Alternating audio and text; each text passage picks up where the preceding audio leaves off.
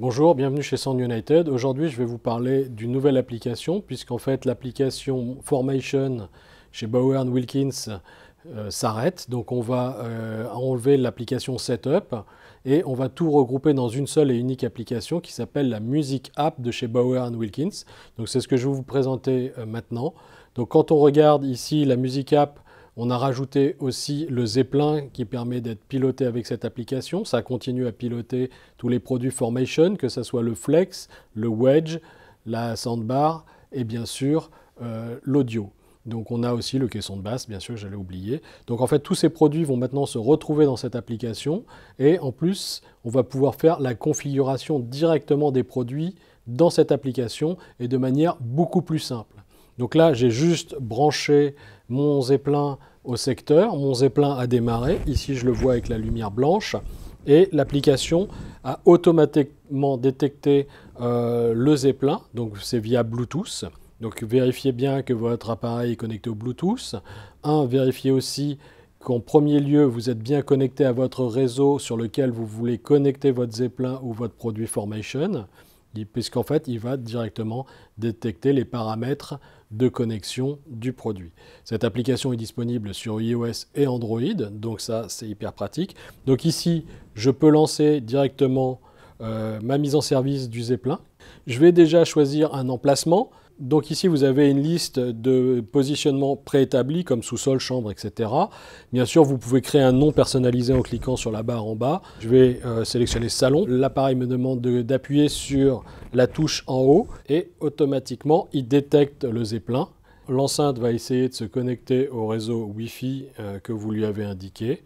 Cette enceinte, elle va faire un petit bruit pour vous indiquer qu'elle est bien connectée au réseau.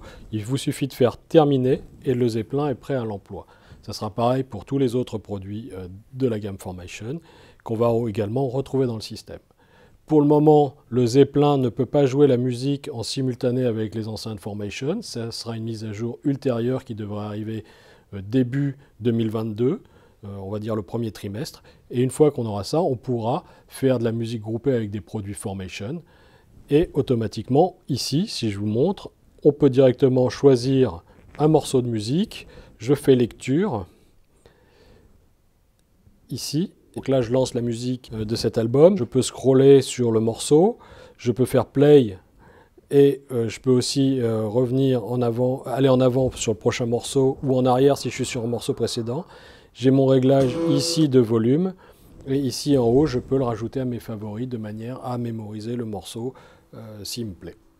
On peut, dans les paramètres de mon produit, si je vais dans mon appareil, ici je vois mon Zeppelin, j'ai aussi accès au réglage grave aigu, de manière à pouvoir corriger la tonalité pour pouvoir l'ajuster parfaitement au positionnement de mon enceinte. Si mon enceinte est dans un angle, je vais peut-être baisser les basses parce que l'angle va augmenter les basses. S'il est contre un mur, de la même façon.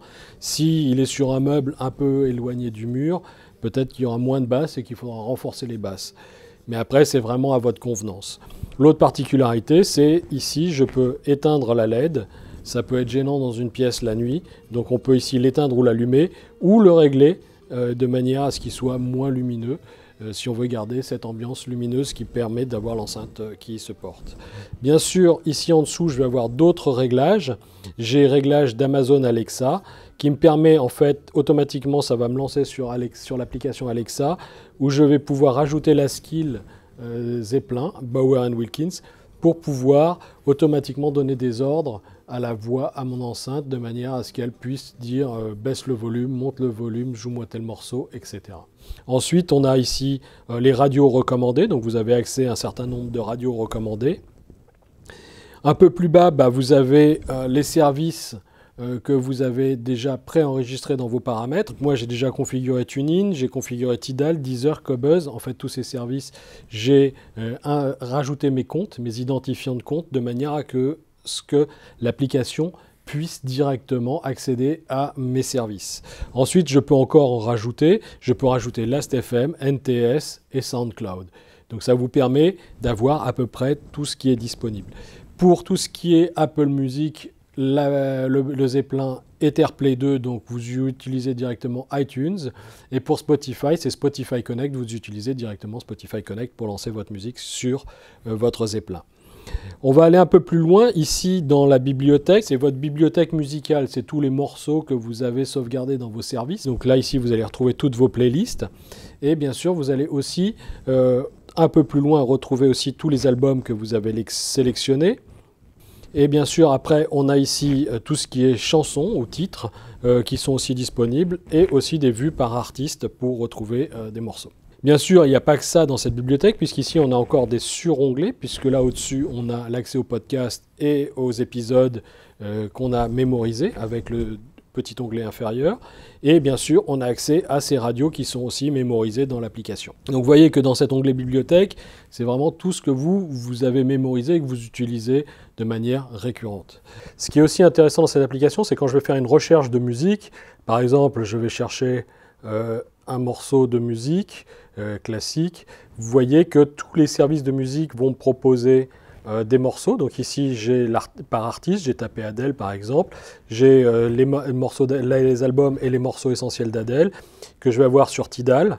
Et bien sûr, je vais avoir la même chose sur Qobuz et je vais avoir la même chose sur Deezer. Donc si vous avez plusieurs comptes, vous allez avoir une recherche globalisée, ce qui vous permet de vraiment trouver le morceau qui vous intéresse, puisqu'il peut y avoir différentes interprétations, comme par exemple en classique ou en jazz. Des fois, on cherche un titre bien particulier avec une interprétation bien particulière qu'on ne va pas retrouver dans tous les services. Donc vous allez pouvoir ici avoir tous vos services actifs visibles en une fois. Voilà en gros pour l'application et tout ce qu'on peut faire.